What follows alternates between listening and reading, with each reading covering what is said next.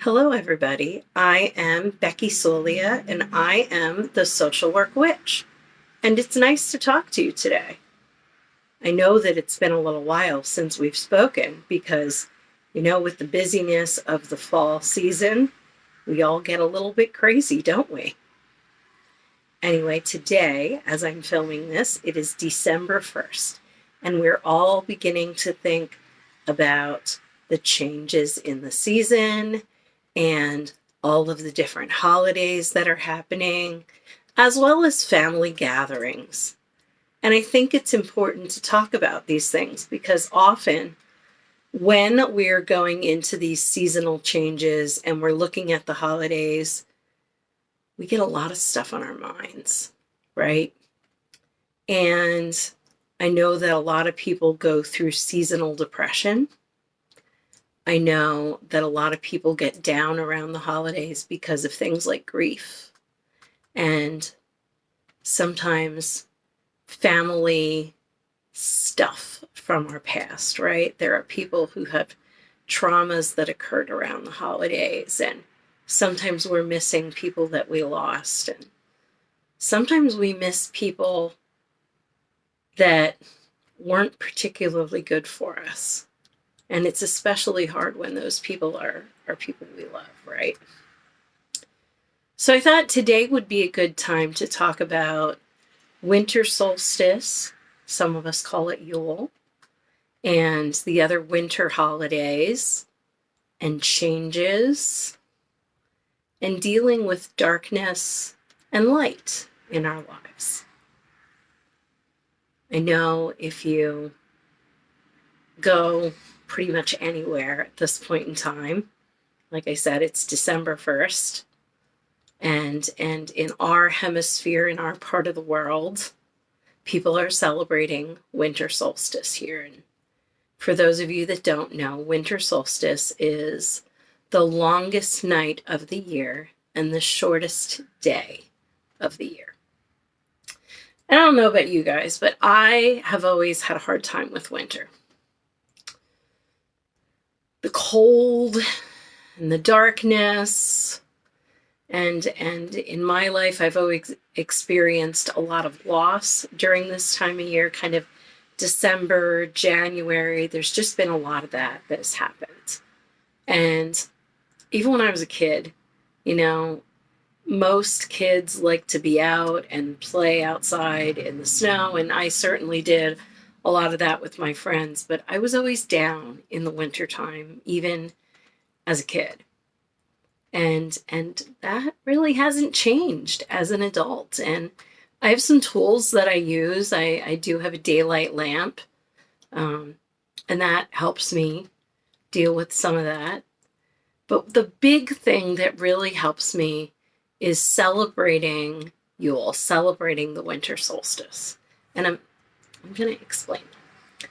So one of the cool things that we do, you can see I have some lights going on around me, is a lot of people there are multiple different holidays that are celebrated between November and December and January. And many of them revolve around light, whether that's candles or those little electric lights like we have up there. Many of them center around the changing of light in our world. And like I said, winter solstice is it's a solar holiday. So what that means is that, like I said, we have the longest night of the year and the shortest day. So from winter solstice, actually the day after winter solstice forward, we will have just a few more minutes of daylight every day. I think that's kind of cool. When we are struggling with darkness, knowing that the light is coming is almost like the definition of hope. I've often said that dealing with depression is kind of like standing in the dark. I had this analogy that I came up with years ago where I said that dealing with depression, and not just I'm having a hard day, we all have hard days, right? But dealing with depression and grief and the stuff that just kind of sucks at your soul is kind of like if you could imagine standing in a little room, right? Maybe the size of a bathroom. And it's just big enough that if you reach out your arms, you can't touch the walls on either side. But it's small. And it's completely dark.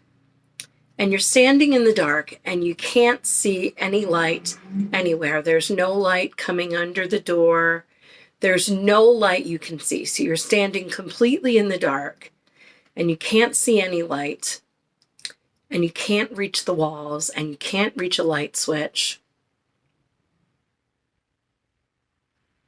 And it might be okay for a few minutes to be standing in that dark room.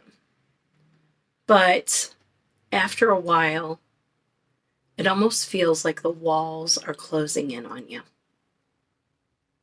And after a while, you kind of get to the point that you forget what light looked like. And you forget what it feels like to not be in that room. And that's where despair and hopelessness come in. And for people that have experienced depression, this is not an unfamiliar feeling. So what do you do? What do you do when you're standing in that room, when you're standing in the darkness?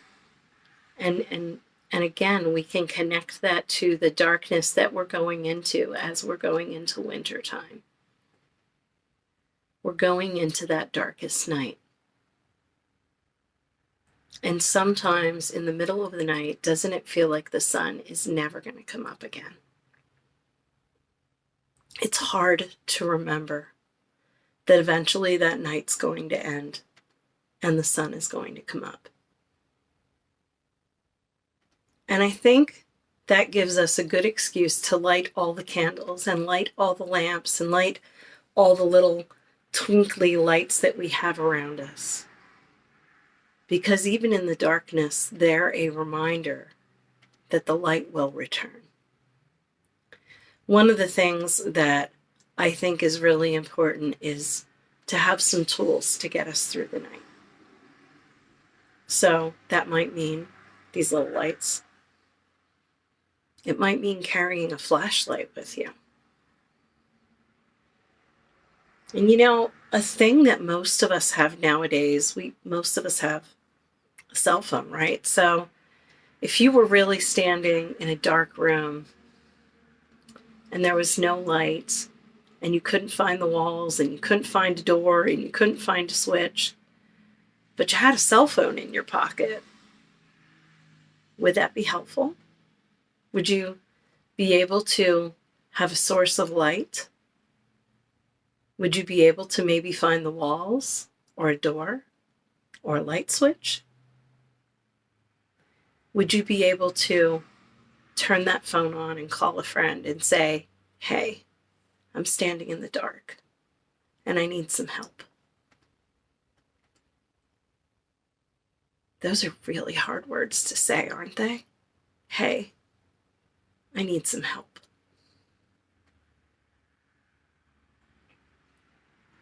But we all have the ability to say them. And I know, again, when we're standing in the darkness, when we're deep in that depression or grief or whatever, it takes a lot of strength and a lot of courage to bring those words up and to find somebody to say them to. But if you have that phone in your pocket, you can phone a friend. Heck, you could probably phone a stranger. Most places have warm lines that are available, helplines. And if you're based in the United States, we have a national suicide hotline that's 988 now. So you could even call that number and say, hey, I'm kind of standing in the darkness and I need some help. But I encourage you to do that, to reach out to someone, to talk to someone, to turn the lights on, to ask for help. I want you to remember that it won't always be dark outside. That longest night, it's coming. But the sun comes back up again. And the next day, things are just a little bit lighter.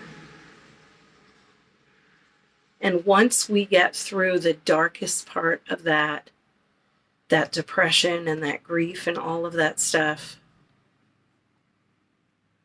things do start to feel a little bit better, a little bit lighter. I hope that you are well and that you get through this season with as much joy and love as you possibly can. I hope that you are surrounded by people who are kind to you and who are gentle with your heart. I hope that you're able to find the light, whether that's those little twinkling ones, or a candle in the window, or the cell phone in your pocket. I hope that you can find the light in here too, and that we are able to share it with each other.